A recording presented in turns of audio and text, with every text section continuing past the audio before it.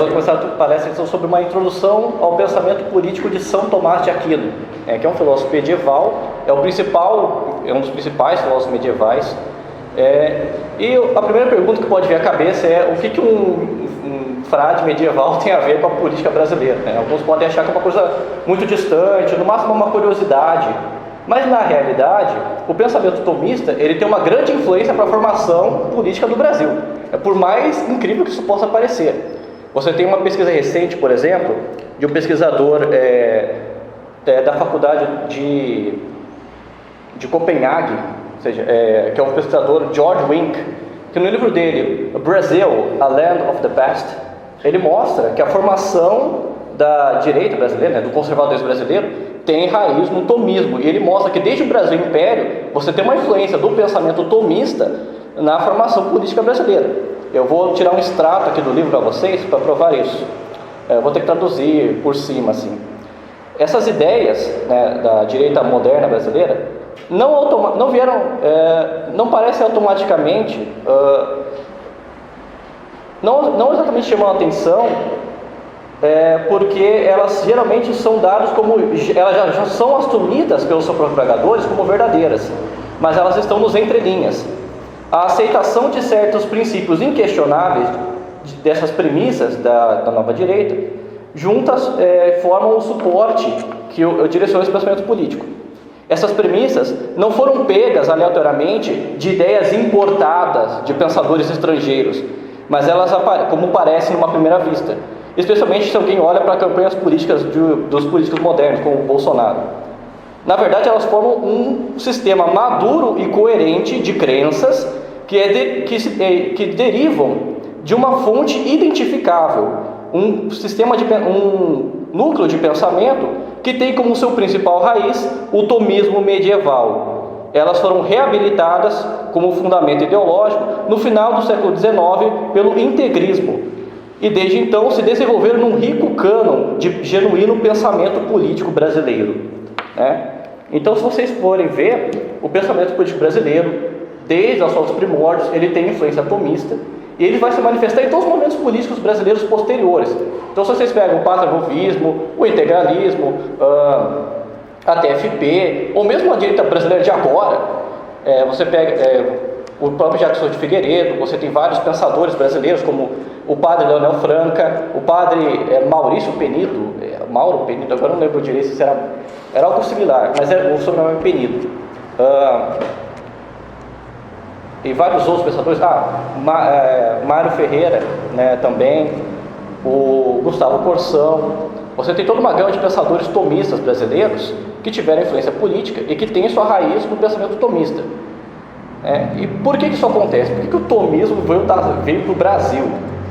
Se vocês voltam para a Renascença, lá na Europa, vocês vão perceber que na Itália, na Alemanha, na Inglaterra, você teve uma influência do humanismo, da filosofia humanista, e a filosofia escolástica medieval, ela vai entrar em declínio, ela vai desaparecer e vai tomar o lugar do humanismo.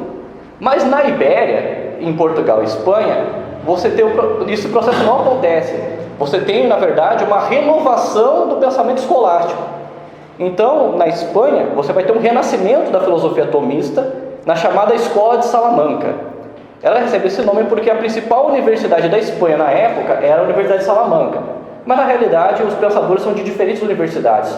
Por exemplo, o Francisco Soares e o Luiz de Molina, eles passaram mais tempo lecionando em universidades portuguesas do que em Salamanca mesmo. Eles chegaram a dar aula em Évora e em Coimbra.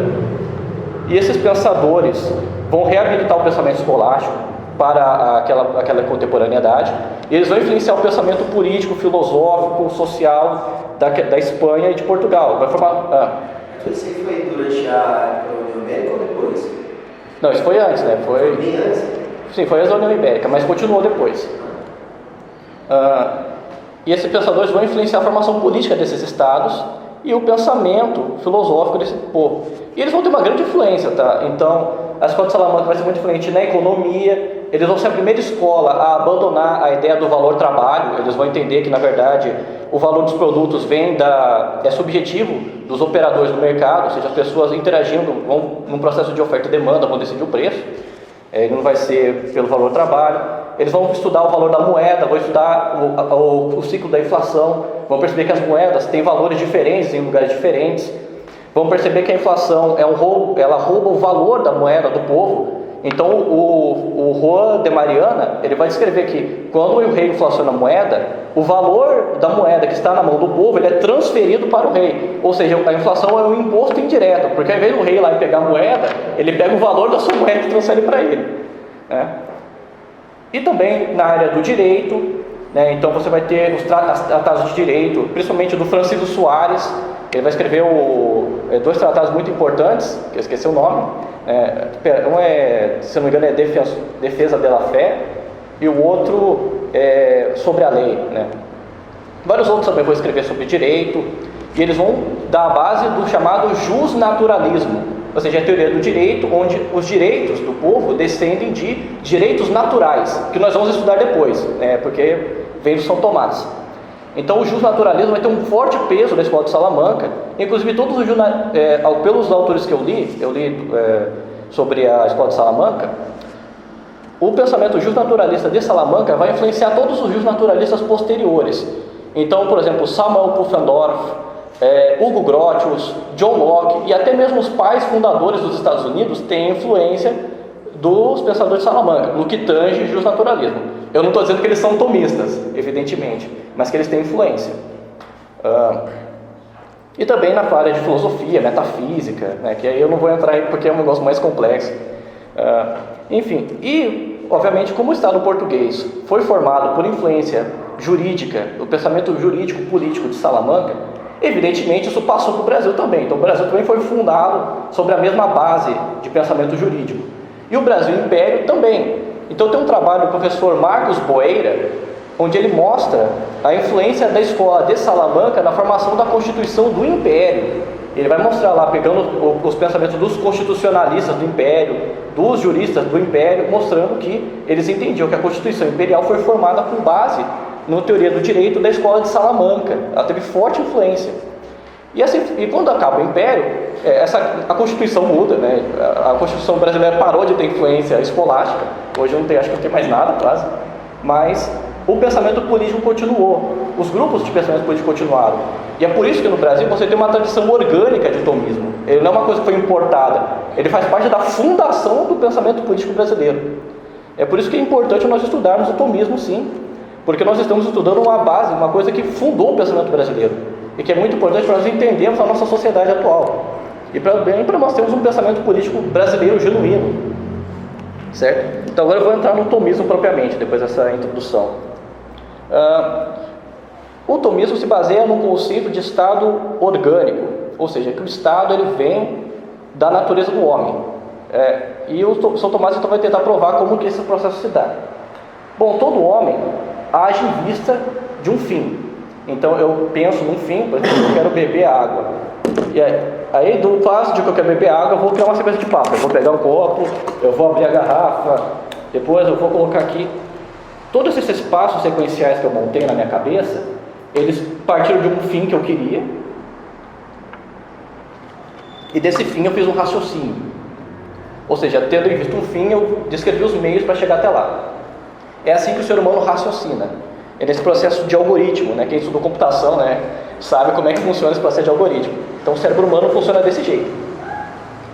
Ora, o homem apenas com a razão, se ele pudesse decidir o seu fim só com a razão, ele seria um animal solitário, porque eu só ia precisar de mim mesmo, correto?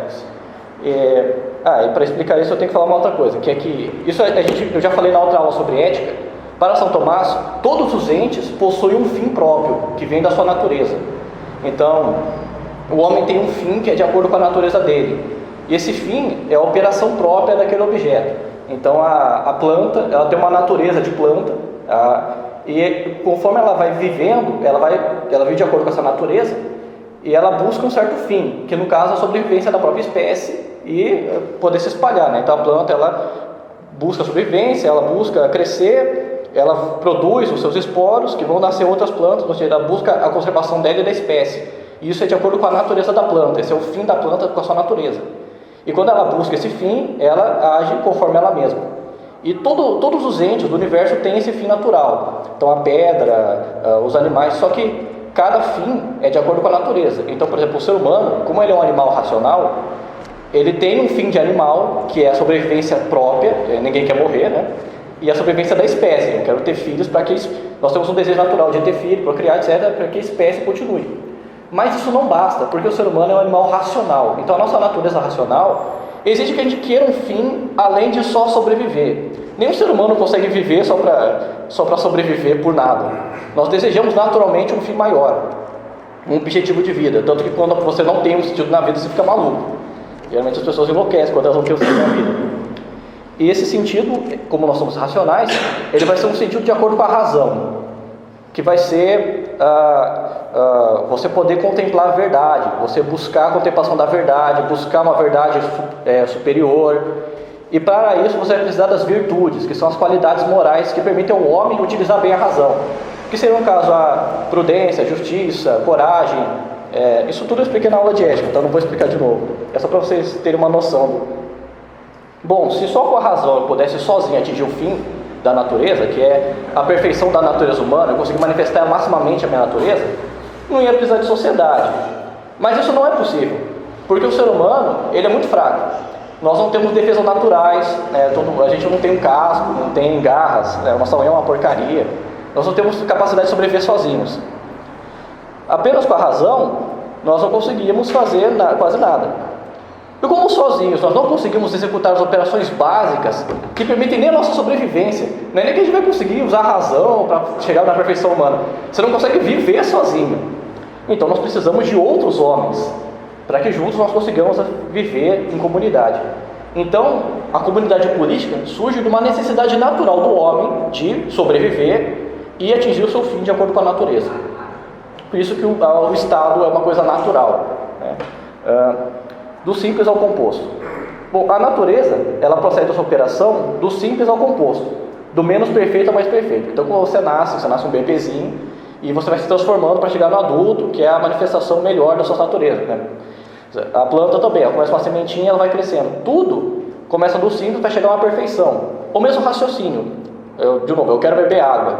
Os passos, que é pegar o copo, beber e colocar aqui, eles são imperfeitos, mas para o objetivo totalizado, que é beber a água.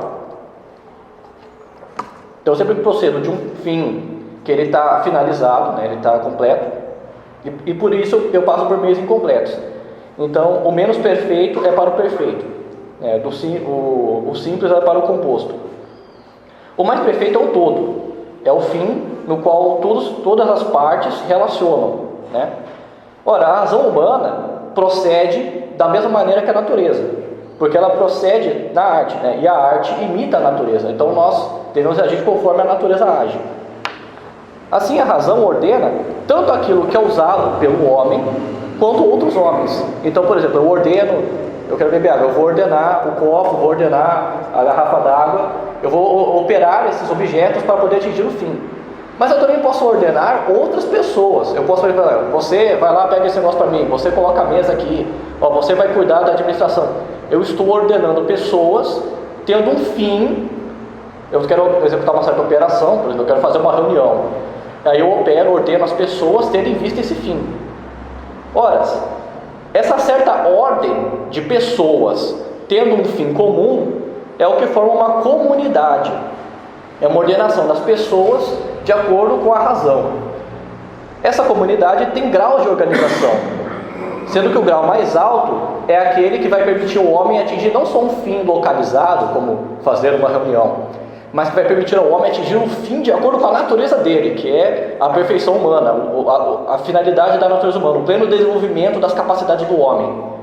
A sociedade, a comunidade, então, a ordem social que permitir ao homem cada homem atingir o seu fim, é a chamada polis, é a sociedade mais perfeita. Ora, se o menos perfeito vai para o perfeito, e o perfeito é o fim, a totalidade, então a comunidade verdadeira é a polis, e as outras existem para a polis, porque a sociedade polis é a comunidade que permitiria a todos os homens atingir o seu fim de acordo com a natureza. E essa é a verdadeira sociedade, porque é ela que está de acordo com o nosso fim mais alto, mais nobre, porque o menos perfeito é para o perfeito. Espero que tenha ficado bem claro, porque essa parte aqui é a mais teórica, né? a instituição da cidade. Bom, nós já vimos que uma comunidade é indivíduos organizados de acordo com uma razão para um certo fim. Então, qual que é a primeira comunidade? A mais simples, é a família. É a comunidade do homem, a mulher e a sua prole. Porque essa é aquela que é de acordo com a natureza mesmo, porque ela é produzida naturalmente, é que vocês entendem. E por esse motivo, e ela já vem com uma certa hierarquia natural, porque a criança, quando ela é produzida, ela não tem capacidade de cuidar de si mesma. Tanto que a criança, ela não consegue tomar decisões sozinha, ela não entende direito do mundo, então ela é dependente do pai e da mãe. E como ela não consegue usar a razão sozinha, o pai e a mãe vão operar a razão deles para cuidar da criança. E aí você já tem uma hierarquia natural, você já tem um governante e um governado, entre aspas. Claro que uma relação mais natural, claro, familiar. Porque, tanto que, por exemplo, vocês sabiam que a criança, até os 7 anos de idade, psicologicamente, ela acredita que os pais, tudo que os pais falarem é verdade. Tem estudos psicológicos modernos, tem um filósofo, que eu esqueci o nome dele agora, é um japonês, que ele mostra que até os 7 anos a criança acredita em qualquer coisa que o pai e a mãe falarem para ela. Por isso que você falar de Papai Noel, falar do dente, a criança acredita. Porque ela é psicologicamente condicionada para acreditar em tudo que os pais falam. Porque ela naturalmente está inclinada para obedecer os pais. Então qualquer ordem que o pai dá, ela vai acreditar. Porque, ou seja, a natureza está indicando que a criança que ela tem que obedecer os pais. Então essa obediência dos filhos com os pais é natural. Ou seja, já tem a primeira hierarquia. E ela busca o fim que é o bem da família. É o bem da casa, é as situações cotidianas, ou seja, é comida, alimento, proteção, ou seja, é a sobrevivência ali das necessidades mais básicas. Só que uma só família não é suficiente para poder atingir o fim do homem, né, obviamente. Então você precisa de várias famílias. Vão ter várias famílias e elas vão ter como fim a subsistência. Aí elas formam a vila, é a comunidade das famílias. Na vila o homem sobrevive, né? Porque agora, como tem várias famílias, elas podem cuidar de atividades diferentes. Por exemplo, essa família aqui pode plantar maçã, essa aqui planta banana, aquela ali planta só arroz, eles trocam depois. Você consegue ter uma produção melhor. Aí começa a ter qualidade de vida. Começa a sobrevivência a ser um pouco melhor. Você pode ter um grupo que é guerreiro, eles só ficam guardando a vila. Mas aí isso ainda não é o suficiente. Porque isso é o suficiente para o homem sobreviver, mas não para ele poder viver bem. Então, uma pequena comunidade, eles sobrevivem, mas eles não atingem, eles não vivem bem, eles não podem buscar artes, buscar cultura, ter filósofos, né? Porque não dá, tem todo mundo preocupado em sobreviver. Então, as vilas vão ter que se unirem para que elas possam se especializar nas suas artes, para poder assim permitir a manifestação da vida, o bem viver. Essa sociedade é perfeita, na qual o homem pode manifestar a sua natureza, desenvolver-se e exercitar as suas virtudes. Então, as várias vilas vão formar a polis, que é a comunidade política. Essa sim permite que o homem não só sobreviva, mas se especialize e busque o desenvolvimento da sua natureza, desenvolvimento das virtudes. E essa é a cidade.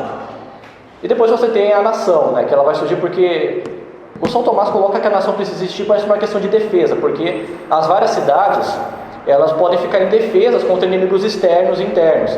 Então seria melhor que elas podem se unificar e ter formar uma nação para questões de defesa e militar. Isso está no Deregno, né? Certo. Vai interrompendo, mas também para ter um contexto de nação, as cidades-estados antigamente precisavam de uma cultura parecida, né? Sim. Para ter uma identificação. Também. Como teve essa separação da cultura, para conseguir ter uma identidade de nação? Então isso aí é um processo que acontece depois. É o processo dos estados-nação, né? Você está perguntando. Isso aí eu vou explicar no final. Aqui agora não é para explicar isso. Isso aí inclusive isso aí é um negócio muito complexo, tá? Daí para dar uma aula só disso. Bom, vamos voltar. O animal político. Bom, os animais já nascem com o seu instinto apto para a sobrevivência, porque eles são mais simples, né? Já o homem, como ele precisa da razão, ele é tomado mais racional, a razão dele não nasce completa, né? Ele precisa obter esse conhecimento ao longo da vida. Sozinho ele não conseguirá obter esse conhecimento necessário, por limitação da natureza, ele depende de vários homens. E portanto, é da natureza do homem viver uma sociedade política. Isso aqui a gente já falou, na verdade. Outra coisa que ele fala, ele dá uma prova muito interessante de por que o homem tem que viver em comunidade política. A nossa capacidade de falar. Porque o São Tomás diz, ora, Se o homem pudesse viver sozinho, com a sua inteligência, ele não ia precisar falar, ele não ia precisar comunicar ideias, porque, por exemplo, eu poderia ficar tudo na minha cabeça aqui, eu organizo o mundo com o meu raciocínio, eu não preciso transmitir raciocínios para vocês. Por que eu preciso passar as ideias filosóficas de São Tomás para outras pessoas? É porque nós temos uma comunidade e nós temos que transmitir ideias. Se nós precisamos transmitir ideias, é porque existe uma necessidade natural dos homens de ter uma mesma ideia, de poder comunicar as suas ideias, de ter uma comunidade de pensamento também. Então, pela própria necessidade, então a própria fala exibe a necessidade do homem de se comunicar. O discurso, a língua, surgiu porque nós precisamos passar ideias para as pessoas, não só ordens. Porque senão a gente poderia ter uma língua muito simples, a gente poderia ter uma língua que é só dar comandos, né? Mas a gente consegue comunicar ideias, conceitos e não só comandos. Eu não consigo. A gente não só transmite estou triste, estou bravo, pega aquele negócio. Você consegue transmitir qual é a natureza do homem, qual é o fim do homem. Isso não é um comando, não é um sentimento, isso é uma exploração de um conceito filosófico. Para que a gente precisa transmitir isso? É porque existe uma necessidade dos homens de comunicar ideias, né? Bom, então, nós já descobrimos que existe um Estado, que ele tem que existir, de acordo com a natureza, certo? Mas, como que ele deve ser governado? Agora nós vamos falar sobre os tipos de governo. Bom, o elemento que ordena é a razão. Isso nós já vimos, o homem ordena com a razão. Então, a sociedade também tem que ser governada de acordo com a razão. Só que assim, a razão, ela governa para um fim único, certo? A sociedade vai se organizar para um fim único. Mas essa ordem, então, se a ordem se dirige a um fim único, então a ordem é una. Se a ordem é una, o ordenador também tem que ser uno. Então tem que ter um líder organizado. Isso não quer dizer que esse líder tem que ser totalitário, mas tem que ter uma governança principal, que dirige o resto, que dirige para que todo mundo vá na mesma direção. Então tem que ter um governo organizado. Essa é a prova de São Tomás, porque ele tem que ter um Estado. Se algumas coisas se unem pelo que tem em comum, esses efeitos comuns devem ter uma causa, né? E essa causa tem que ser comum. Então todo mundo tem que ter uma causa comum, que vai ser uma governança unificada. Esse Estado, ele não é externo à sociedade, mas ele é uma parte orgânica dela. Então agora eu vou ter que explicar o que é o Estado orgânico. O que acontece? Nós não falamos que a sociedade vai ter várias camadas, vai ter a família, as vilas, as comunidades locais. Então, significa que nessa sociedade as partes são orgânicas, ou seja, cada parte da sociedade ela tem um fim próprio. Então a família tem um fim próprio, de acordo com a natureza, a vila tem um fim próprio, e elas operam para poder chegar a esse fim. Se elas operam, então elas têm que ter a capacidade o quê? De controlar os meios para poder atingir esse fim. Então essas comunidades menores, elas têm que ter uma certa independência, elas têm que ter capacidade de poder gerenciar os seus recursos. Então o pai e a mãe, para eles poderem governar a casa, eles têm que ter a posse da casa e a posse dos recursos para poder organizar. Eles têm que ter uma certa independência para poder gerenciar esses recursos. Ou seja, tem que ter uma certa autonomia dessas pequenas comunidades. Mas essa autonomia, ela não é individualista, não é, eu vou gerenciar minha propriedade aqui para fazer o que eu quiser. Não, elas gerenciam tendo em vista um bem comum. Então eu gerencio a propriedade é minha, eu faço o que eu quiser, mas eu tenho regras para seguir de acordo com o todo. E eu organizo a minha casa buscando um bem que é comum. E com isso você tem uma sociedade que é independente, mas que é interdependente. Então, por um lado, cada um é dono da sua propriedade, gerencia ela de acordo com a sua liberdade, mas ele tem deveres de acordo com o bem comum. Esses deveres é o que cria a ideia de papel social. Mas esse papel social não é só uma função que eu opero. Por exemplo, hoje em dia, os papéis na sociedade, como policial, médico, soldado, eles são profissões. Você executa uma série de comandos, você vai lá, bate o cartão, faz as operações, vai embora. Na sociedade antiga não, eles eram um papel social, ou seja, você não simplesmente executava uma função, você executava um papel. É como se fosse no teatro mesmo. Tanto que o MacIntyre, ele vai dizer que ele vai usar o termo character, porque em inglês character significa tanto caráter, ou seja, moral, caráter moral, quanto personagem numa peça. Então o policial, ele tem que ser o quê? Corajoso, ele tem que defender os fracos, ele tem que ser honesto, ou seja, tem qualidade de caráter que você deveria ter. Então a sociedade cria dentro daqueles papéis sociais um conceito de homem que você tem que ser. E aí que vem aquela ideia de aristocracia, de que o governante ele tem que ser culto, ele tem que ser erudito, ele tem que buscar um ideal de homem. Isso é o que o Maritain chama de humanismo heróico. Ou seja, é um conceito de homem, que o homem tem que buscar a sua perfeição e a sua excelência no seu campo. E que a natureza humana, ela atinge a sua excelência não só quando você ganha muito dinheiro, mas é uma excelência o quê? Moral, espiritual, intelectual. O desenvolvimento das faculdades do homem, o desenvolvimento do homem é que define a natureza humana. E vocês veem que essa sociedade ela é autossemelhante. Por quê? A comunidade da família, ela tem uma hierarquia, que é semelhante à hierarquia da vila e que é semelhante à hierarquia da cidade. Ou seja, você tem uma semelhança entre as camadas sociais, que o pai governa o filho assim como o governante governa a sociedade. Não que é o mesmo poder, é uma relação de analogia. E essa analogia é que forma essa ordem natural. E essa analogia existe também com o próprio universo. Porque, lembra que eu falei que para o São Tomás, cada objeto tem uma natureza? Então, isso para um pensamento tomista cria uma ideia de ordem natural. Então o que acontece? Cada objeto exerce a sua própria natureza e busca o seu próprio fim. Então, por exemplo, a árvore, ela busca a sobrevivência dela mesma. Mas ao fazer isso, ela beneficia outros animais em torno. Então a árvore, sendo árvore, ela produz fruto que vai alimentar outros animais. Ela vai produzir uma casa que um passarinho vai poder quebrar ali, fazer a casa dele. Vai ser um abrigo para os vermes, aí o passarinho pode ir lá pegar os vermes que moram lá. Quando ela morrer, ela vai virar adubo para outras plantas. Como ela tem aqueles galhos, ela protege as plantinhas menores que estão lá embaixo do sol. Então o sol poderia matar aquelas plantas menores, a planta maior protege as menores. Ou seja, a árvore, buscando o seu próprio fim, ela acaba influenciando o bem dos outros seres do ecossistema. Isso forma uma ordem natural interdependente, e essa ordem natural interdependente forma o ecossistema ali da região. E esse ecossistema ele é perfeito, ele é bom para a sobrevivência do todo, ele é um bem comum de todos os animais que estão ali. Embora cada animal está buscando sua própria sobrevivência, ela não é excludente e individualista, ela acaba atendendo para o bem comum também. O São Tomás tem essa visão para todo o universo. Então todos os seres do universo, todos os entes, eles foram cada um buscando o seu próprio fim, acabam formando uma ordem natural, porque o bem de cada coisa tende para o bem das outras. Então todos esses seres interdependentes formam um cosmos, uma ordem natural, no qual o todo é perfeito. Os entes individuais, eles são imperfeitos, mas a ordem é perfeita. E essa ordem perfeita, ela é análoga com a perfeição de Deus, porque Deus ele é a ordem suprema, perfeita, sumamente una, sumamente boa, do qual o mundo é a analogia. E na verdade, cada ente individual também tem uma analogia com Deus. Então, por exemplo, a pedra, ela existe de uma forma imperfeita e temporal, que é análoga à existência plena, perfeita e supratemporal de Deus. Ou seja, existe uma analogia, no qual a pedra, vivendo a sua natureza, ela imita a natureza divina dentro dos seus limites.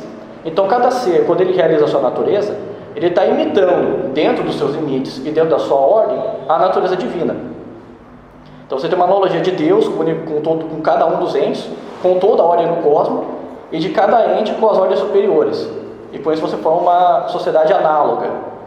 E essa ordem se manifesta também na sociedade. Então, a família tem uma analogia com a vila com a comunidade inteira, e a polis tem uma analogia com a ordem no universo, com Deus e com a ordem na alma. Ou seja, que é aquela ideia do microcosmos, que a alma do homem é um microcosmos que é semelhante ao macrocosmos do universo. E também o microcosmo da vila é semelhante ao macrocosmo da cidade, a cidade como o do universo. Então imagine que você tem um monte de camadas autossemelhantes que formam o todo social perfeito. Essa é a base de como que a sociedade é estruturada. Então você não tem um governo totalitário que manda em todo mundo. Cada parte da cidade tem a sua própria ordem, a sua própria autonomia, mas eles se ordenam para o fim do todo. Ou seja, você tem a independência e o bem comum. Você tem a posse privada e o fim comum. Isso aí, depois a gente vai explicar isso melhor, quando eu vou falar de propriedade privada nessa sociedade. Só sobre essa questão, relacionando com a última aula sobre introdução à ética. Então, quando o homem, ou seja lá o que for, busca cumprir a sua função natural, é o equivalente a se aproximar do propósito divino. Sim. Está compreendendo? Sim. Então, quando, por exemplo, o homem não cumpre com o seu propósito natural, é proporcional a uma ação diabólica. Você está se afastando de Deus. Sim, você está se afastando da ordem natural. Por isso Então é correto esse raciocínio. Sim, correto esse raciocínio. Embora tem que tomar cuidado, não é que tipo, o cara ficou do mal, não é isso. Mas você está sim, se afastando da ordem de Deus. Mas não exatamente você. Mas tem os graus também, né? Cuidado. Não pode achar que agora eu estou falando do mal. Né? Tem os graus, tem níveis, né, de afastamento. Aqui, que é autoridade. É por isso que, inclusive, que o nome é estado orgânico, porque ele é como se fosse um organismo vivo. Se você pega um organismo vivo, os seus órgãos internos eles são diferentes, certo? O pulmão não é igual ao pâncreas, que não é igual ao coração.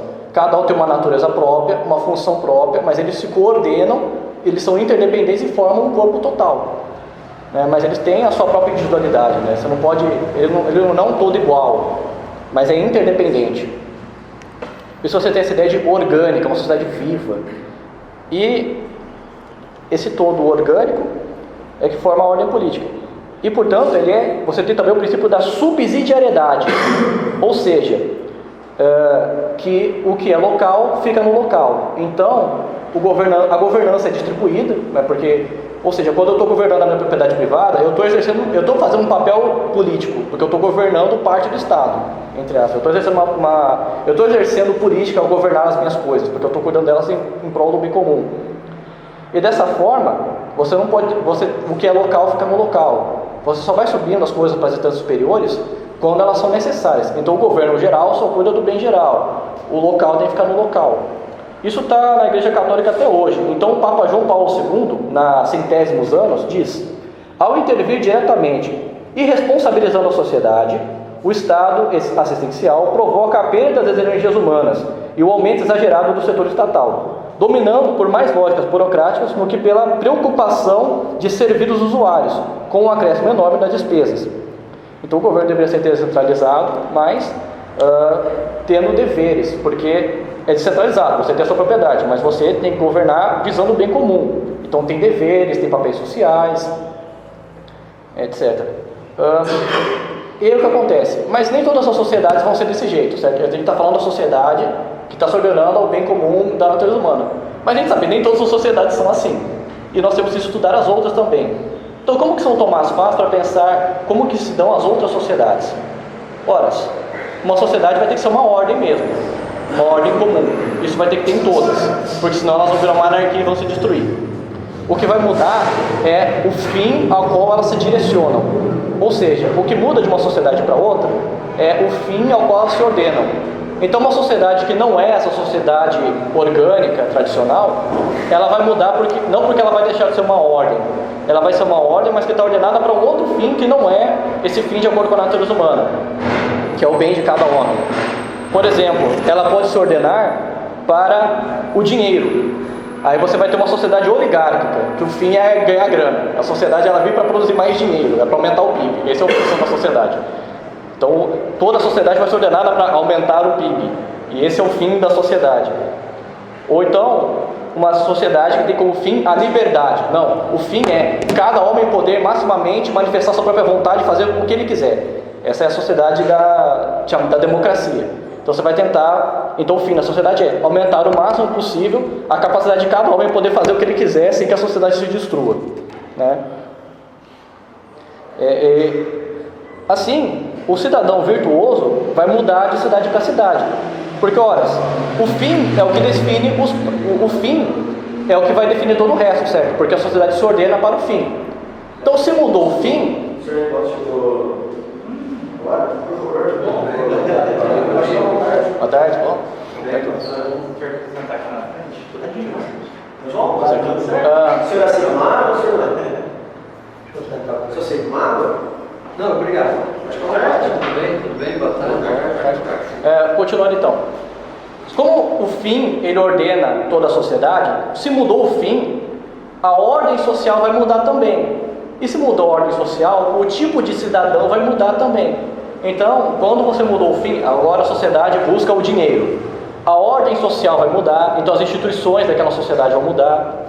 E o caráter do cidadão também. Então, o tipo de cidadão virtuoso vai mudar. Se na sociedade tradicional você vai admirar o que? O nobre, o corajoso, você vai admirar o santo.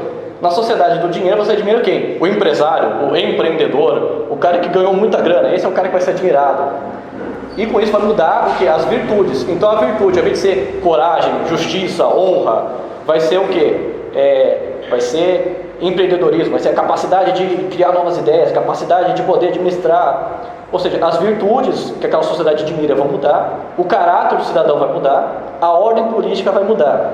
Mas veja, ainda tem uma ordem política, é só que ela se administra para um outro fim, então o tipo de cidadão, o jeito como ela vai mudar. E a cultura também vai mudar, porque as artes, a arte, o cinema, o teatro, etc., tudo é produto do pensamento político daquela sociedade. Então, se mudou o fim da sociedade, a arte vai mudar, a arquitetura dos prédios vai mudar, tudo vai ser direcionado de acordo com a cultura. Então, o jeito como a sociedade constrói prédio e como ela pinta quadros está diretamente ligado com qual é o fim daquela sociedade, quais são as ideias filosóficas que guiam aquela sociedade. Isso o São Tomás não trabalha tanto, dessa questão da cultura. Quem vai trabalhar mais isso é o Spengler, que é um filósofo alemão muito mais tardio. Ele não é exatamente um tomista, mas ele vai tratar dessa questão da cultura. E o pensamento dele parece muito São Tomás nesse ponto. Para o Spengler, o que direciona a sociedade é a vontade para um certo fim. E a sociedade é uma manifestação da vontade coletiva. E ele fala, então tem a vontade em potência, que é os pensamentos políticos, filosóficos daquele povo, e o ato daquela vontade, que vai ser as estruturas sociais, as artes produzidas. Então, os homens pensam de um jeito, eles vão produzir um certo tipo de arte, arquitetura. Eles pensam de um jeito, eles vão produzir certas instituições políticas. Então, a política prática, o mundo prático, é um produto do pensamento dos homens, daquela vontade daquela sociedade. E ele vai manifestar que existem dois tipos de sociedade principais. Dois modelos, que é a sociedade da cultura, que seria a cultura. A cultura é a sociedade da qualidade. Ela busca o quê? Ela busca os princípios primeiros, ela busca a verdade, a beleza, o bem, ela busca princípios mais filosóficos, ela tem uma visão mais qualitativa do mundo. E por isso mesmo, ela vai se focar mais em filosofia, metafísica, ela vai buscar uma arte mais elevada. E você tem a civilization, que é a civilização que ela é mais voltada para a quantidade, ou seja, ela é mais voltada para o mecânico, para o material, para números. Então ela vai pensar muito em economia, financiamento, porque ela pensa em quantidade e não em qualidade. E por isso ela vai ser mais mecânica, não vai ter mais uma sociedade orgânica. Então a qualitativa, ele fala que é uma sociedade orgânica. A quantitativa é uma sociedade mecânica, porque ela é muito mais um sistema morto do que uma sociedade viva. E por isso a cultura vai morrer, essa sociedade quantitativa. Ela vai ficar materialista, a cultura vai morrer, você não vai ter mais grandes ideias filosóficas, você vai ter um atravamento da cultura. E ele fala que essa sociedade está em estado de colapso, o que é uma notícia muito agradante, muito boa de se ouvir, né? No nosso contexto atual.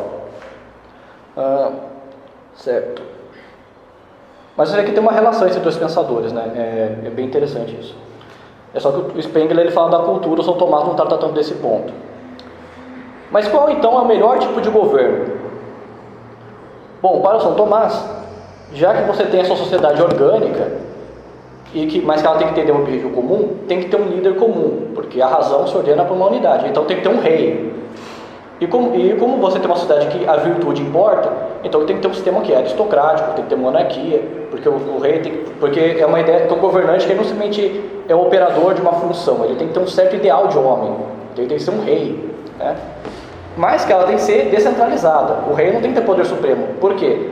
Porque o São Tomás entende que a natureza humana é falha. Os homens, eles são tendidos pelo pecado.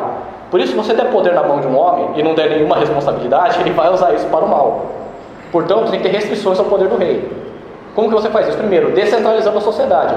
Se você tem uma sociedade descentralizada, com governanças locais, o rei, e com poderes médios, o rei não pode mandar em todo mundo. O que são esses corpos médios, instituições médias? São organizações da sociedade, que elas são organizações de indivíduos que elas têm poder na sociedade. Por exemplo, a igreja, uma ONG, uma organização de bairro, sei lá, uma comunidade política ali, junto o pessoal e monta uma organização local. Ou seja, você ter organizações civis que têm poder político. Essas organizações civis que têm poder político, elas distribuem o poder político, e com isso o rei não manda em todo mundo, porque se você tiver um rei tirânico, essas organizações médias podem resistir ao poder central, elas podem derrubar o rei mau, elas dividem o poder, então o rei não manda em todo mundo, o poder está dividido, mas elas não governam para si mesmas, elas governam para o bem comum. Então você tem uma sociedade muito estranha em que a governança está dividida, está distribuída. Por exemplo, o pessoal fala muito da questão de separar Estado e Igreja. Na Idade Média já tinha separação entre Estado e Igreja, estava separado. É só que a governança também estava separada, por isso que a Igreja tinha poder político, mesmo que ela não estivesse ligada ao Estado. E por isso também que outros corpos tinham poder político, por exemplo, a família, os nobres, organizações civis. Você tinha as corporações de trabalho, que a corporação de trabalho, que os trabalhadores se organizavam na corporação, e ela tinha poder político também, ela atuava politicamente. Então a governança está distribuída. E com isso o poder central está dividido. Você não consegue fazer uma tirania, porque você não tem todo o poder na sua mão, e tem pessoas que podem resistir a esse poder. Certo.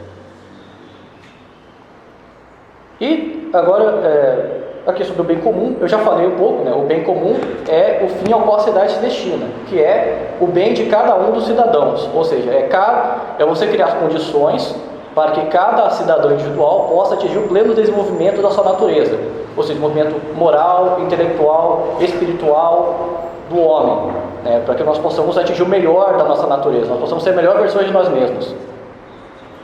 Esse desenvolvimento do homem é o fim da sociedade. É claro que você nunca vai ter um país que todo mundo é perfeito. Me diz uma cidade aí que todo mundo é bom. É só se for um paraíso, né? Que na Terra não tem. Então o que acontece? O governo tem que se focar em construir as condições que vão facilitar para que os homens atinjam esse fim. Você não vai conseguir fazer com que todo mundo seja bom, mas você pode criar as condições para que isso seja possível. Por isso, a primeira condição, ele vai dizer, e a mais importante, porque ela é a primeira, a mais fundamental, é a sobrevivência, é a manutenção da paz. Porque, lembra, primeiro você sobrevive, depois você vive melhor. Se você não sobreviver, você não vai poder viver bem, porque você vai viver. Então, a primeira função do Estado é a paz, é a sobrevivência da sociedade. Ele faz isso o quê? Combatendo os inimigos da sociedade. Os inimigos internos, que é o quê? Ladrão, bandido, e os inimigos externos, que são o quê? Outros povos querendo dominar a gente. Então, a proteção dos cidadãos, a manutenção da paz é a função primordial do Estado, é prender bandido e te proteger dos outros povos que querem dominar você. Essa é a função primordial do Estado, é a primeira. Se ele não faz isso, ele não faz nada, né? Não faz isso, não serve para nada, porque esse é o principal. Porque sem isso não tem como ter os outros, né? Como é que você vai atingir o bem do homem se você não consegue nem defender a vida dos seus cidadãos, né?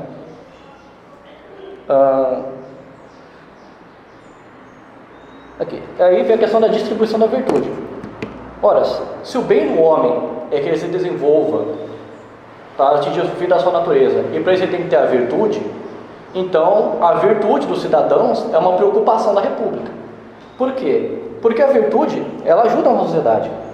Por exemplo, um homem que ele é corajoso, ele não é corajoso só para ele mesmo, ele vai ser corajoso com todo mundo. Então ele vai defender os oprimidos, se ele vê alguém sofrendo bullying, ele vai lá defender, ele vai ter coragem de enfrentar os poderosos. A coragem dele vai beneficiar os outros. O cara que é caridoso também, ele é caridoso com ele mesmo? Não, ele vai fazer caridade para as outras pessoas. Então, toda virtude, ela se volta para um bem social. Então a virtude, ela ajuda o Estado. E a virtude, na verdade, ela é a base da sociedade. Porque, por exemplo, como é que vocês sabem que, na verdade, eu não sou um serial killer? Isso aqui é uma armadilha e daqui a pouco eu vou tirar uma arma aqui e vou matar todo mundo. Isso aqui foi todo um esquema que eu armei para matar todos vocês. Como vocês sabem disso? Vocês não sabem. Vocês confiaram. Como é que vocês sabem que o padeiro não cuspiu no pão de vocês ou de manhã quando vocês foram comprar pão? Vocês não sabem. Como vocês sabem que os cientistas realmente estão buscando a verdade? Que eles na verdade estão manipulando tudo, que as pesquisas são todas forjadas para manter vocês. Como é que vocês sabem disso? Vocês não sabem. Toda essa sociedade está baseada em confiança. Vocês estão confiando nessas pessoas. Vocês confiaram em mim, confiaram no padeiro, confiaram no cientista. Mas essa confiança em vocês, ela é fundada ou ela é infundada? Se você ficar fazendo essas perguntas, você vai ficar louco. Se você começa a se perguntar, e se na verdade aquele cara me espiou, ele quer me matar, e se na verdade é tudo uma conspiração, o governo, você vai ficar maluco, você vai ficar louco, vai ter que ser internado no hospício. Então não tem como ter sociedade se você não pode confiar nas pessoas, vai ficar todo mundo louco. Então, para que tenha uma sociedade tem que ter confiança. Mas essa confiança ela não pode ser infundada, é uma confiança irracional, é todo mundo louco, a gente está confiando nos outros por nenhum motivo. Ela tem que ter um fundamento. E qual que é esse fundamento? Vai ter um contrato social, a gente vai ter um papel, vai todo mundo assinar o papel ali, que lá está dizendo que eu tenho uns direitos nesse papel. Papéis podem ser burlados. Você pode escrever o que você quiser numa Constituição. Se na prática os governantes cagam para esse papel, você não tem direito nenhum. Então o papel não garante nada, o contrato social não garante porcaria nenhuma. Por exemplo, você sabe quando que a República Romana oficialmente virou império? Quando que foi a data? Alguém sabe? Nunca. Até o fim, até o último imperador, o nome do país era República Romana. E na lei estava escrito que eles eram uma república, mas tinha imperador lá. Até o Império Bizantino? Não, Império Bizantino não, porque é outra coisa. Mas até o fim da República Romana, era República Romana, não era Império. A gente chama de Império depois, mas na época eles chamavam de República. Não tinha Império, não tinha uma Constituição Imperial, não tinha lá no papel escrito que tinha que ter um imperador. O imperador estava lá porque ele se impôs na porrada, né? Ou então, sabe qual era o cargo do Gaddafi lá na Líbia? Nenhum. O Gaddafi não tinha cargo político, oficialmente ele não era ninguém, mas ele mandava no estado inteiro. Ou seja, na Constituição da Líbia, não estava dizendo que o Gaddafi tinha poder na Líbia, mas na prática ele tinha. Outro exemplo, sabe quando é que o Terceiro Reich oficialmente virou o Terceiro Reich? Quando acabou a República de Weimar?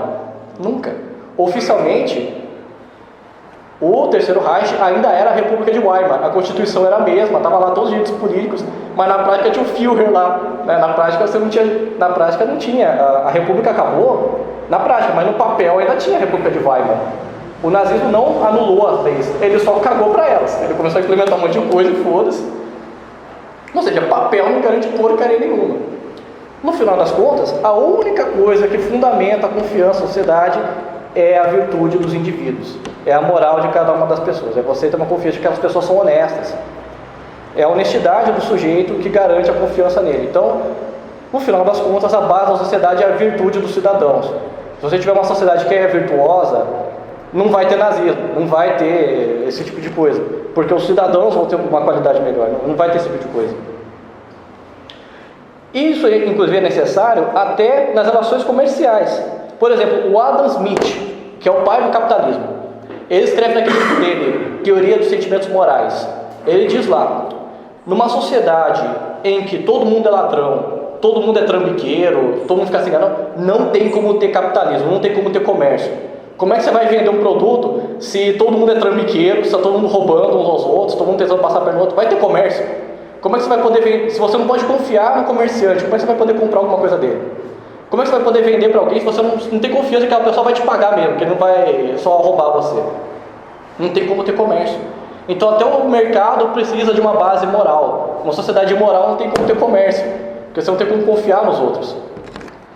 Aí é o contexto da qualidade, né? Isso. Exatamente. Então toda relação entre os homens depende de confiança, porque nós não temos garantia de nada. Portanto, a base da sociedade é a virtude, é a moral dos cidadãos.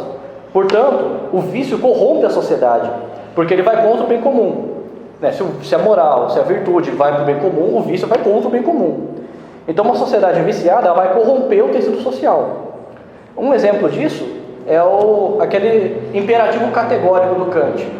O que é imperativo categórico? A ideia do Kant é a seguinte: haja como se a sua ação fosse uma lei universal. Ou seja, toda vez que você for tomar uma coisa, você pensa assim: se todo mundo agisse dessa forma, ia fazer bem? Por exemplo, se todo mundo fosse ladrão, ia ter uma sociedade? Não, então você não deveria roubar. Essa que é a ideia do Kant. Tem problema nesse raciocínio do Kant, tá? Mas ele é interessante porque ele mostra o seguinte: o raciocínio do Kant nos mostra que atos individuais têm consequências sociais. Que muitas vezes as pessoas falam: se um sujeito sofre uma droga, o que tem? É só ele, não vai fazer mal para nenhum. Tá, mas e se 20 fumarem? 30, 100, 1000? Se 10% da cidade for viciada, você vai ter consequências sociais. Ou seja, atos individuais têm consequências sociais. E se muitas pessoas individualmente tomam um certo ato, a qualidade dele muda. Então se um sujeito fizer aquela ação, não vai mudar nada. Mas se muitos sujeitos começarem a fazer aquela ação, isso vai ter impacto social. Portanto, a questão do vício e da virtude é uma preocupação do Estado, sim. É uma preocupação da sociedade inteira. E, portanto, atos individuais viciados, eles têm que ser combatidos, porque eles podem corromper o senso social. E quem está falando isso não sou eu, é o John Stuart Mill, que é um liberal. Ele diz lá, certos atos, porque ele defende lá o direito individual, você pode fazer o que você quiser, mas ele mesmo chegou à conclusão que certos atos individuais tomados liberalmente, eles podem, se muitos indivíduos tomarem esse mesmo ato, causar consequências sociais. E isso é um problema. Então ele diz, tá bom, todo mundo tem que ter liberdade, mas os vícios, eles têm que ser combatidos. Isso pode ser feito primeiro com a cultura. Ou seja, você tem que ter uma cultura, uma tradição, costumes que dizem, é errado você fazer esse ato. Então, todo mundo entende que é errado roubar, tem toda uma cultura, é errado usar droga, não pode porque vicia. Isso vai ajudar a combater, porque os indivíduos vão ter uma consciência moral de que aquele ato é condenável. Eles têm que condenar o vício e a má virtude. Então, a cultura, a tradição estabelecida vão direcionar os indivíduos para que eles rejeitem o vício, abracem a virtude, e por isso eles vão ser direcionados ao bem comum da sociedade e ao pleno desenvolvimento do homem, para que eles atinjam o melhor de si mesmos e para que você impeça que o tecido social seja corrompido, porque você vai quebrar a base da sociedade, que é a virtude. E também ele fala, o governo também pode agir com lei. Isso é o John Stuart Mill. Então ele diz, por exemplo, que você poderia, por exemplo, você não precisa proibir, mas você pode colocar, por exemplo, um imposto para poder artificialmente subir o preço das bebidas. Você pode proibir propaganda. Você pode, por exemplo, colocar que não, essas casas de jogos, de azar, elas não podem estar no centro da cidade, não podem ter outdoor. Tem que ficar lá nos subúrbios da cidade, no lugar fechado. Porque tá bom, você não vai acabar com a jogatina, ainda vai ter gente usando droga, mas pelo menos você vai jogar isso para longe do mainstream. Então, mesmo que ainda tenham pessoas que são viciadas, se está proibido e tem uma consciência social de que é errado, pelo menos eles vão ficar longe do público, vai ser uma coisa que vai ter que ser escondida.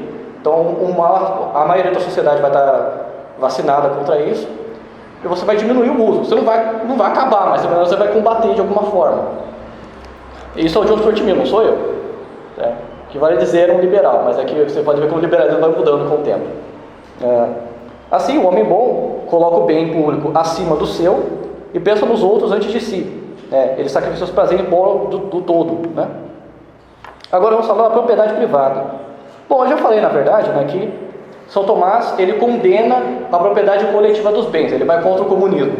Quer dizer, que não tinha comunismo naquela época, ele estava, no caso, contra o Platão, porque o Platão, primeiro filósofo da história, propôs a comunidade dos bens. Assim, é questionável se o Platão realmente acreditava nisso, porque alguns intérpretes modernos vão dizer que, na verdade, o Platão, ele construiu, na verdade, um sistema filosófico ali, aquilo era um zetema, ou seja, aquilo aquela comunidade política era uma representação da alma, do homem, então não era uma sociedade política real.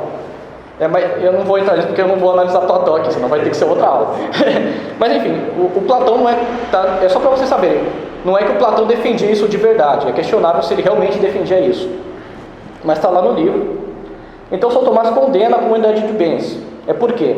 Primeiro, os homens amam mais aquilo que é próprio. Você tem muito mais carinho por aquilo que é seu do que por aquilo que é dos outros, do que é de todo mundo.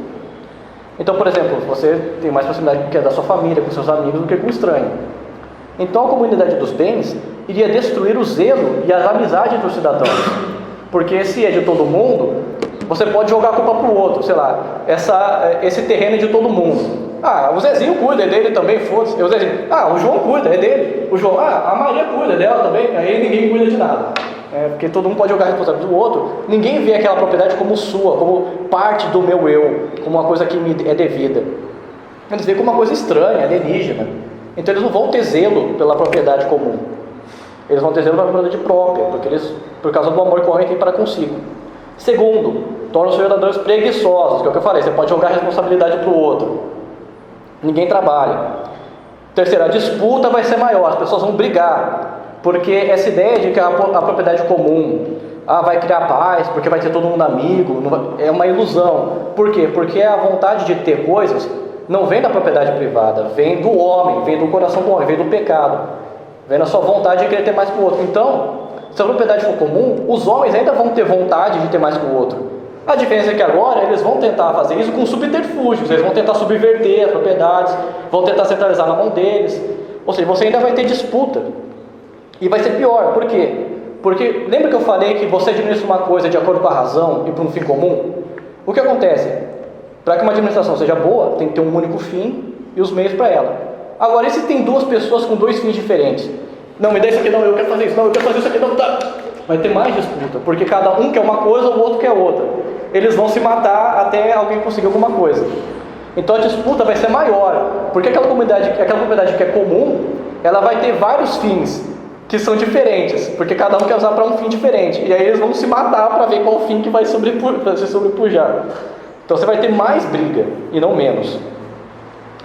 E por último, a comunidade de bens impede a caridade, a liberalidade e o desenvolvimento da virtude. Por quê? Porque se é comum, se todo mundo tem tudo, eu não preciso mais olhar para o bem do próximo. Eu olho para o meu próprio bem. Porque o Estado cuida lá de todo mundo, dane-se. As pessoas não vão mais buscar a caridade, elas vão ficar egoístas. Isso é uma coisa que o Tocqueville mostra também, naquele livro dele, O Antigo Regime e a Revolução. Ele mostra que quando o governo é dono de tudo e as pessoas não têm propriedade privada, elas se tornam mais egoístas e não menos. Porque o que acontece? Elas terceirizam o bem comum e elas não têm oportunidade de exercer a política. Porque se eu tenho propriedade em uma sociedade orgânica, eu vou estar exercendo a política o tempo todo. Então, eu vou ter a oportunidade de poder usar o meu bem para o bem do próximo. Se essa oportunidade não existe, o cidadão não vai exercitar a virtude, correto? Porque eu não tenho oportunidade de tentar ser virtuoso. E se eu não exercito a virtude, eu não vou ser virtuoso. Ou seja, quando você destrói a propriedade privada, a liberdade do cidadão, você tira deles as oportunidades para eles poderem se desenvolver nas virtudes, porque eles nunca vão poder agir virtuosamente. Então eles não vão ser virtuosos. Então a sociedade vai ser moralmente pior, né, do que se ela tivesse a propriedade privada. E também as pessoas vão tender mais a proteger só o que é seu, porque dane-se o bem do outro, né, o Estado cuida. Então você vai ter uma sociedade mais egoísta e não menos.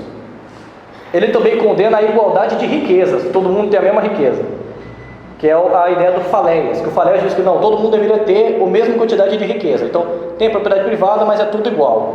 Vocês vão mais falar, não, está errado. Por quê? Primeiro, porque isso é uma ideia materialista.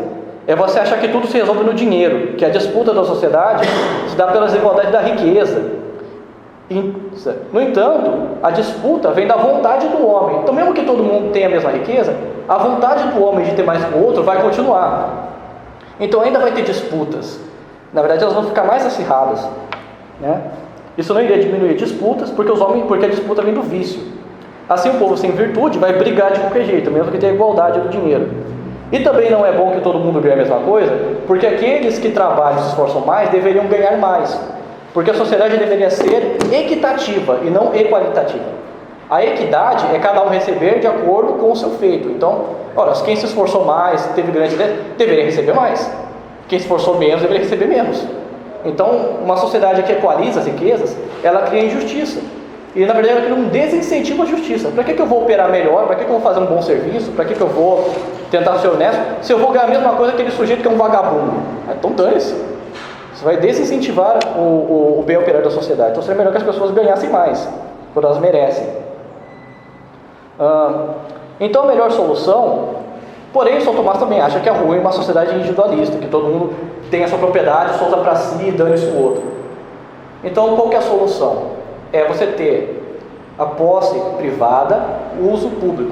Os sujeitos eles vão ter a propriedade deles, mas eles vão ter deveres sociais, eles vão buscar o bem comum. E eles vão ter virtudes, eles vão ter que se exercitar, vão ter que fazer caridade, vão ter que gerir a propriedade deles pensando no bem da comunidade. Ou seja, é você instituir a propriedade privada, mas incentivar os homens ao uso comum dos bens. Ou seja, o bem privado que teria um uso público, enquanto permanece privado, que é o que chama de instituição civil, né? Os pequenos pelotões ou amizade civil. Então, por exemplo, eu tenho as minhas coisas, eu empresto para o outro, eu faço caridade. Ou então eu organizo com meus amigos, a gente pega as propriedades e usa para poder fazer uma comunidade de bens, para a gente se ajudar. Ou então a gente institui uma corporação aqui nossa, aqui que nós vamos dividir nossos bens, vamos usar eles para fazer alguma coisa em comum. Você ter essas organizações médias, esses corpos médios naturais, você ter a caridade e você ter os deveres sociais com o bem comum, né? E com isso, elas podem ser incentivadas de várias formas, pelo costume, pela moral, pela caridade, hospitalidade, etc, né? Por exemplo, antigamente era comum você receber pessoas estranhas na sua casa, vocês sabiam disso? Que na Idade Média você tinha os romeiros e os... esqueci o nome. Enfim, é o pessoal que ia lá fazer peregrinos, que ia fazer peregrinações para lugares santos, sei lá. Eu sou da França, eu quero ir para Roma, porque eu quero ir lá ver o Papa, eu quero fazer uma peregrinação para Jerusalém. não tinha carro, você tinha que ir a pé. E como que fazia? As pessoas geralmente que faziam essas peregrinações eram pobres, então não tinham dinheiro para ficar em hotel. Então elas ficavam na casa das pessoas comuns. Então vinha lá um romeiro, passava lá na sua cidadezinha e falava: ô, vem na minha casa. O cara dormia na sua casa, você chegava de manhã, você dava um almoço para ele, deixava ele ficar na sua casa. Né? Por isso daí que vem a palavra hospitalidade. Tinha as casas comuns de receber pessoas, chamadas hospitais. É daí que vem a palavra hospital. Mas que nesse caso não era, vem de hospitalidade, você recebeu o outro. Que inicialmente eles eram para receber os viajantes, depois que virou tratamento de doença, né? Virou realmente. Aí a igreja começou a ter o lugar para receber o pessoal para dormir, né? Para atender quem estava viajante, quem não tem casa, essas casas comuns, e o hospital que era para tratar dos doentes. Mas também você podia receber as pessoas na sua casa mesmo. Você vem lá um estranho na sua casa. No Islã também tem isso, tá? Uma das leis do Maomé era de você ter hospitalidade, que o bom islâmico deveria receber o pessoal na casa dele, deixar os estranhos ficarem na sua casa um tempinho, porque naquela época isso era normal. Hoje em dia isso é impensável. Bom, então vem a instituição da lei. Lembra que nós falamos que tem uma ordem universal, que a ordem daqui é análoga à ordem universal? É daí que vai surgir também a lei. Então a lei para Santo... Agora nós vamos falar da lei natural. Eu já tinha dado esquema disso lá atrás quando eu falei de Salamanca. Lembra que eu falei que Salamanca foi importante para instituir o direito natural? Agora nós vamos falar sobre o direito natural. Então você tem o universo, ele é regido pela chamada Lex Universalis, a lei universal. Que é o quê? É a lei de Deus. É a lei da natureza, por exemplo, a lei da gravidade, a lei da transformação da química, todas essas leis que instituem as propriedades de como o universo se comporta, elas são as leis da natureza, que são instituídas por Deus. A própria ideia de lei, pensa bem, quando você está falando lei da natureza, você está pensando, quem instituiu essa lei? O próprio termo lei da natureza, ele vem de uma visão teísta de um universo. Hoje em dia, muitos cientistas não acreditam mais em Deus, mas quando eles usam o conceito de lei, eles estão pegando uma ideia que vem de uma ideia de teísta, porque só partiu do princípio de que tem um legislador, alguém instituiu leis para o universo. Eles não acreditam que alguém instituiu essas leis, mas a ideia nasceu daqui, porque os primeiros cientistas obviamente eram cristãos, né? Então você tem essa lei do universo que define como a natureza se comporta. Dessa lei do universo vai ter a lei para cada animal, para cada ser. Tem a lei que rege o movimento dos planetas, tem a lei que rege a queda dos corpos, a humanidade, e vai ter também a lei que rege o comportamento dos seres racionais, que são os seres humanos. E essa é chamada lei natural. Então a lei natural é a participação do homem na lei universal enquanto animal racional. Então existem leis que comportam o comportamento do animal racional, como que ele deve se comportar, o que ele pode ou não fazer. E essas são as leis naturais. Mas por que eu posso quebrar uma lei natural? Por que a lei é natural se eu posso quebrar ela? Porque, por exemplo, alguém aqui já violou a lei da gravidade. Agora as leis naturais, você pode violar elas? Pode.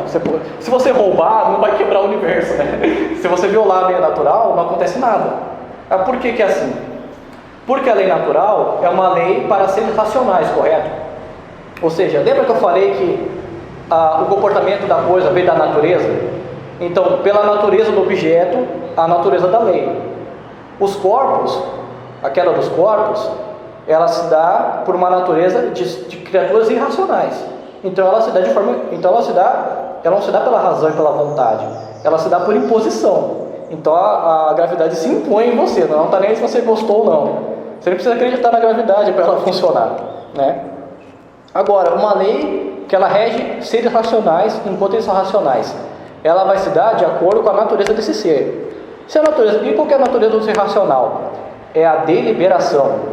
Um ser racional, ele pode pensar, deliberar e escolher agir de uma forma ou de outra. Um ser irracional, ele não escolhe, ele age por instinto. Um ser racional, ele escolhe. Eu posso escolher se eu quero sair de casa ou não, se eu quero comer agora ou não, se eu for roubar ou não, etc. Então, os seres que deliberam, seres racionais têm uma natureza deliberativa. Eles têm uma natureza voluntária, eles agem de acordo com a vontade. Então a lei natural também terá essa natureza de ser voluntária. Então a lei natural ela é obedecida pela vontade. Por isso você pode escolher desobedecer a lei natural, mas você não pode escolher desobedecer a lei da gravidade, porque é tudo de acordo com a natureza da coisa. A lei natural, então, ela é percebida pela razão, ela é racional. Então, elas partem de princípios auto-evidentes, por exemplo, a lei de ouro, né, de Deus, que é aquela que Jesus disse, né? Faça ao outro aquilo que você gostaria que fizessem para você mesmo.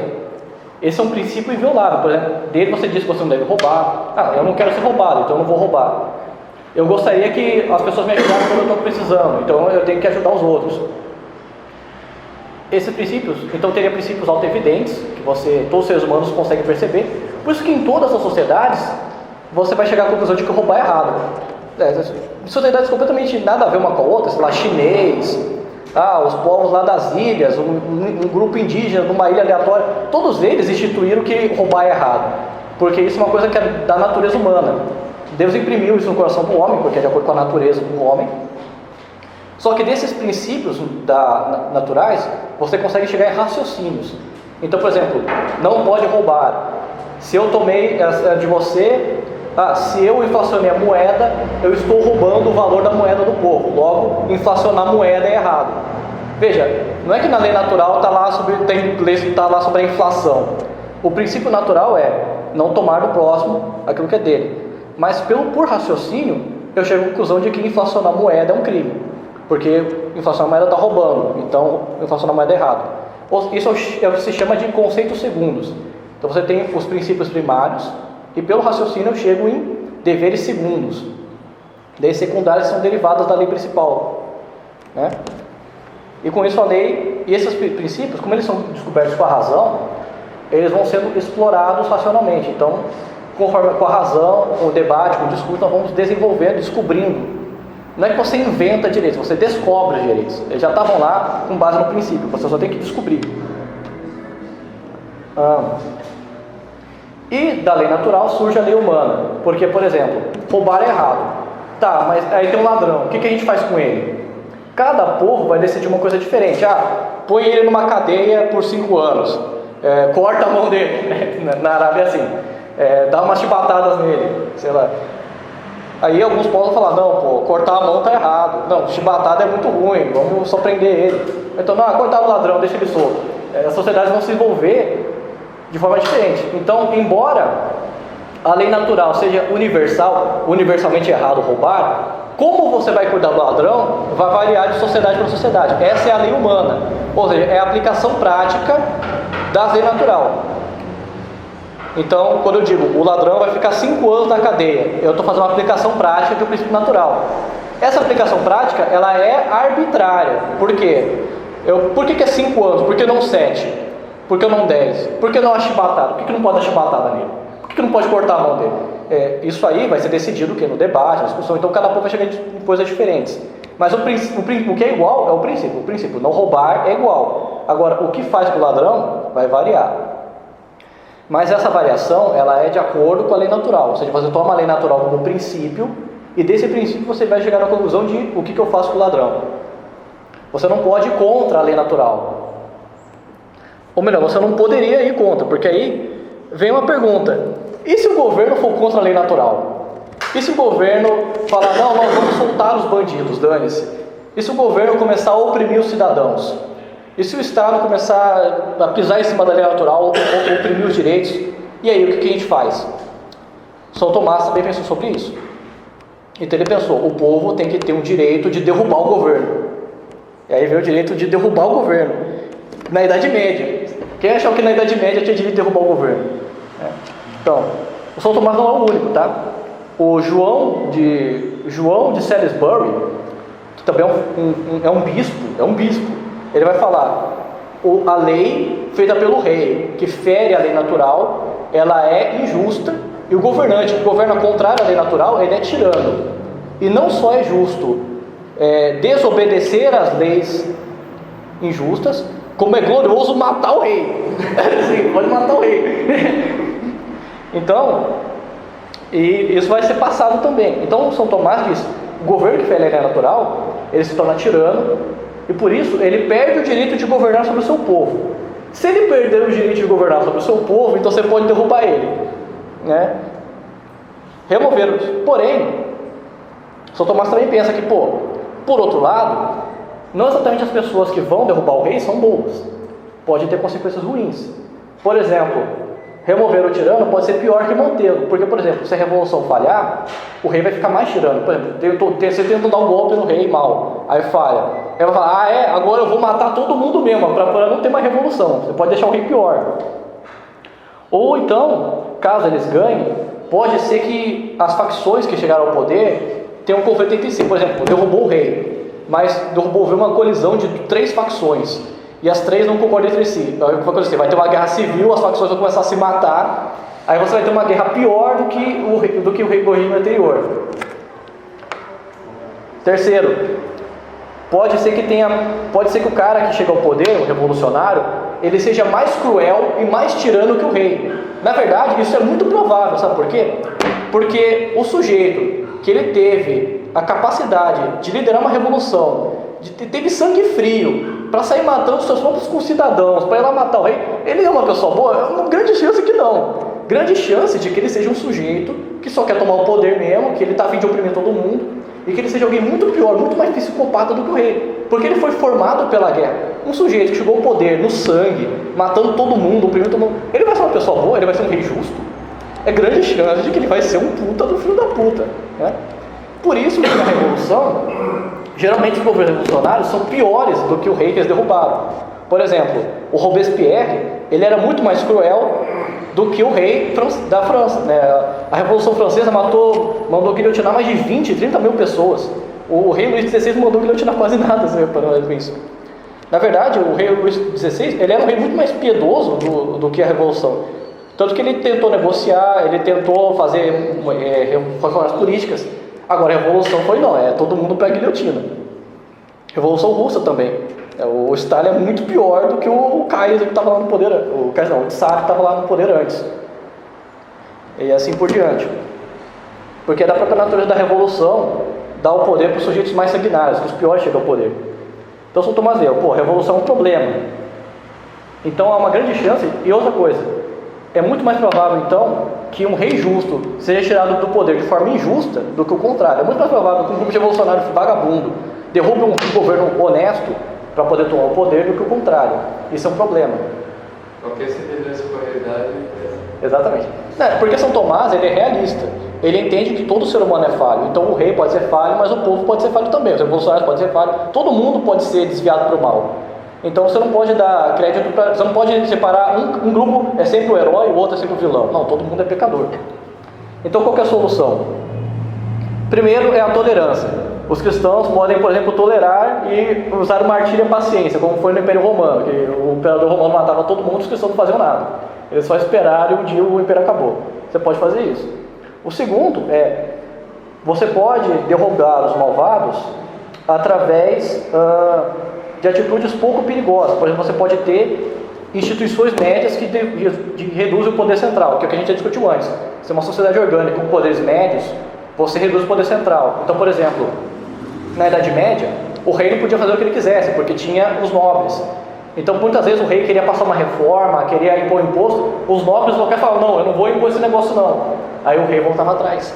Às vezes, porque 2 duques lá não quiseram implementar um imposto, eles não conseguiam implementar o negócio inteiro. Os poderes locais podem resistir ao poder central, isso diminui o poder centralizado.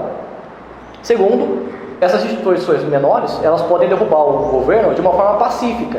Ao invés de você ter uma revolução, uma guerra, vai matar, todo mundo vai começar a se matar para derrubar o governo, pode simplesmente, as instituições médias, por exemplo, o parlamento vai lá, imprime uma lei e fala, o rei está deposto, pronto, pacificamente. Ou então vai lá, um cavaleiro e um escudeiro fecha o castelo, não, também, pacificamente resolveu o negócio.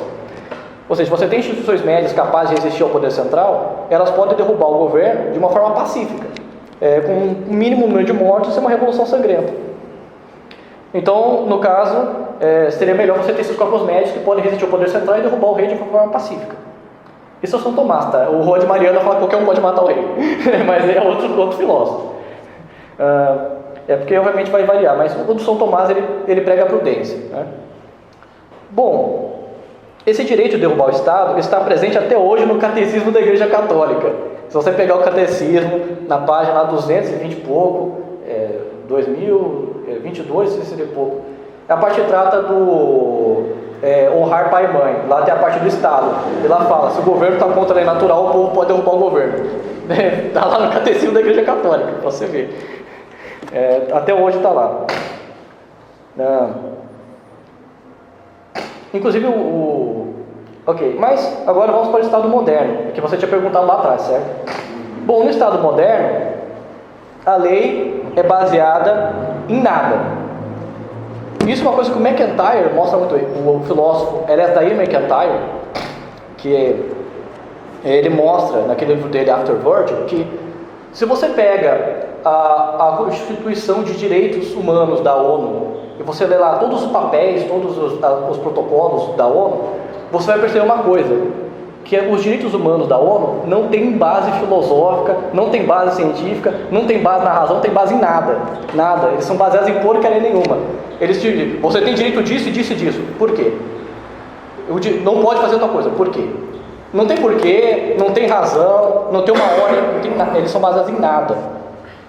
Enquanto que na sociedade antiga você tinha o quê? Uma ordem natural, você tinha toda uma base filosófica, política, espiritual, você tinha todo um pensamento, uma cosmovisão, uma visão da natureza humana, e disso você tirava a lei natural, e dessa lei natural ela é inviolável. Nem os reis podem ir contra a lei natural, nem os governantes, nem o Papa pode ir contra a lei natural, todo mundo tem que obedecer a lei natural. Você tem uma ordem política que surge disso, que é inviolável. Você tem uma ordem que ela vem da razão, que ela é racional, ela tem de princípios que você racionalmente descobre. Na modernidade você tem nada.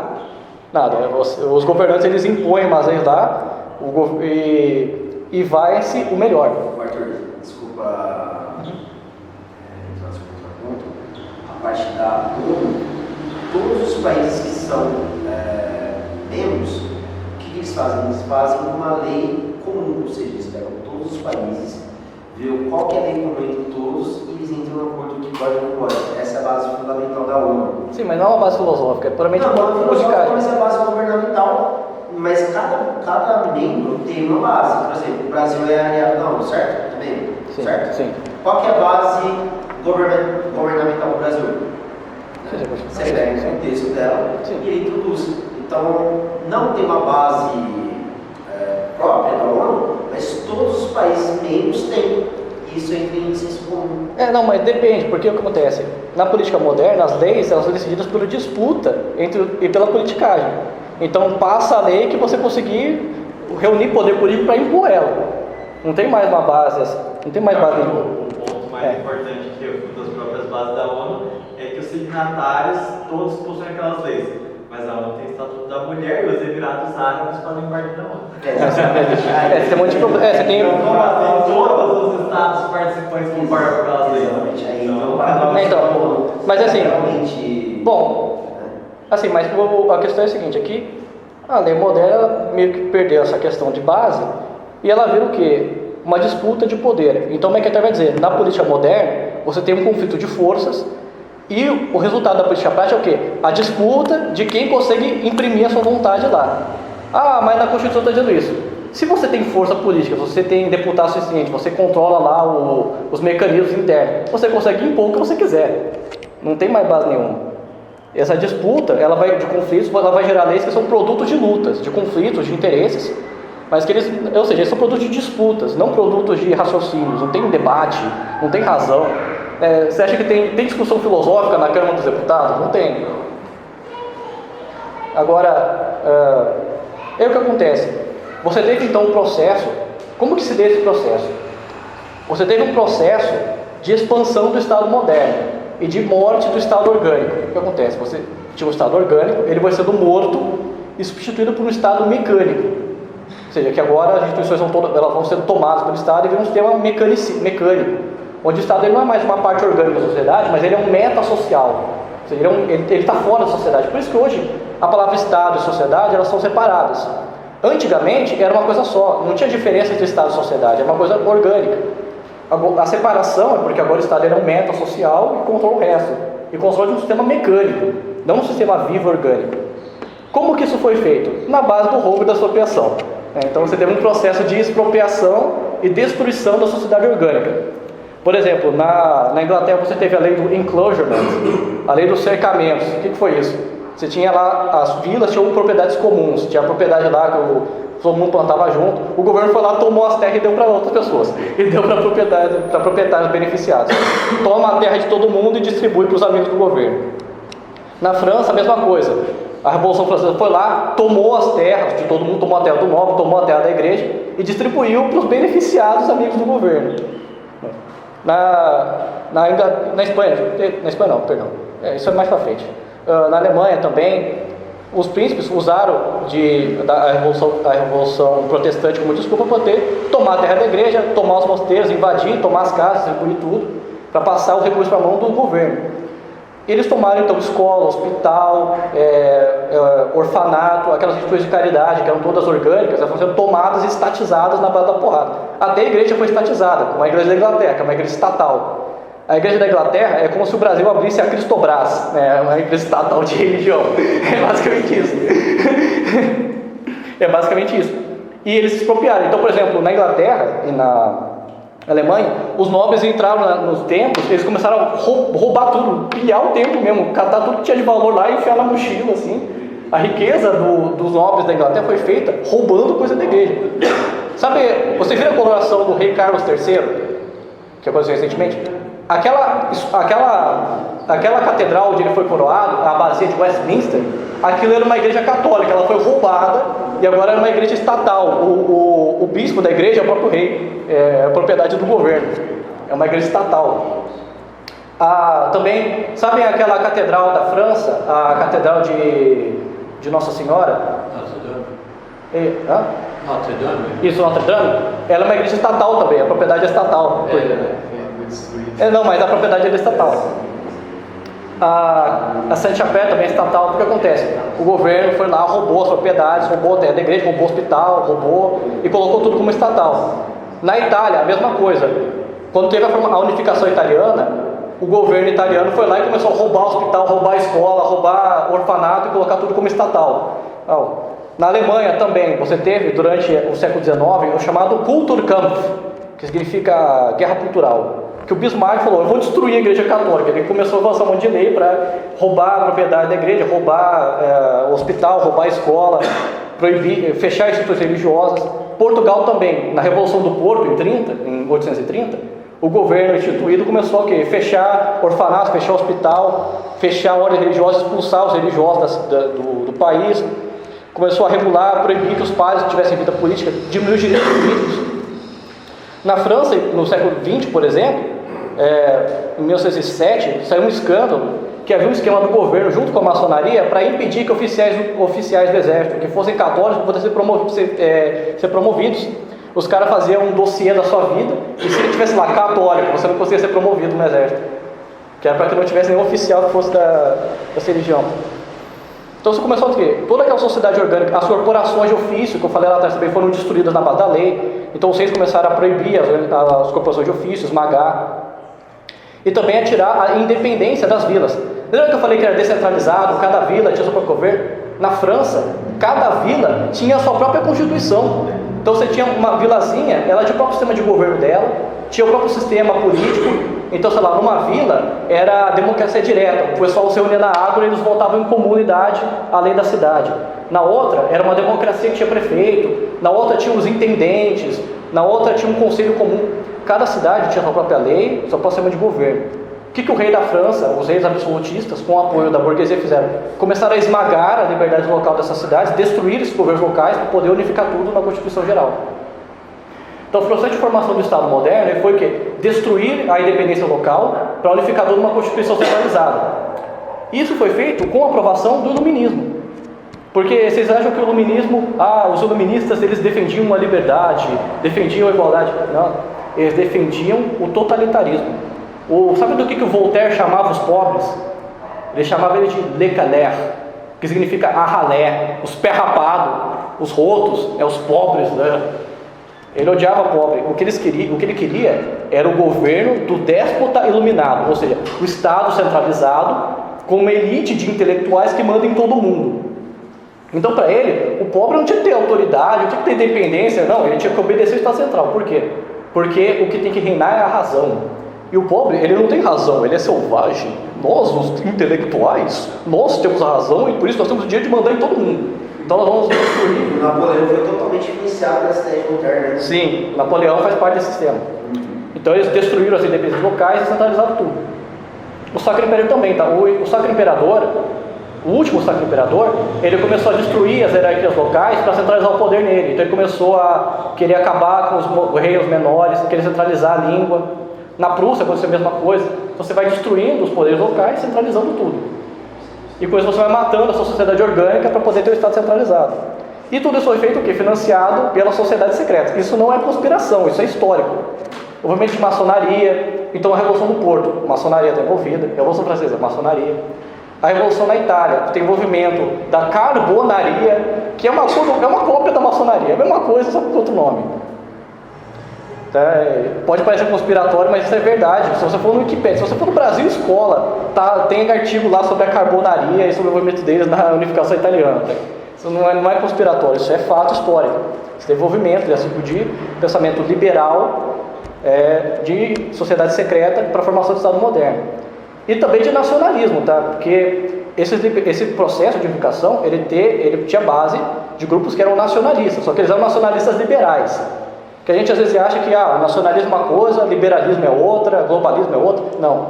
Existiram grupos nacionalistas que tinham ideias liberais e tinham ideias globalistas. Por exemplo, os caras que formaram o Império, que formaram o Reino da Itália, que formaram a Alemanha, eles tinham lá muito liberal que era nacionalista. Então tomem cuidado, às vezes essas ideias que parecem diferentes, elas se misturam. Então você tem uma forma de nacionalismo que pode ser liberalizante também. E com esse processo você teve então a formação do Estado moderno e a morte, né, da sociedade orgânica. Bom, é basicamente isso que eu tinha para dizer, né? Se alguém tiver mais alguma pergunta.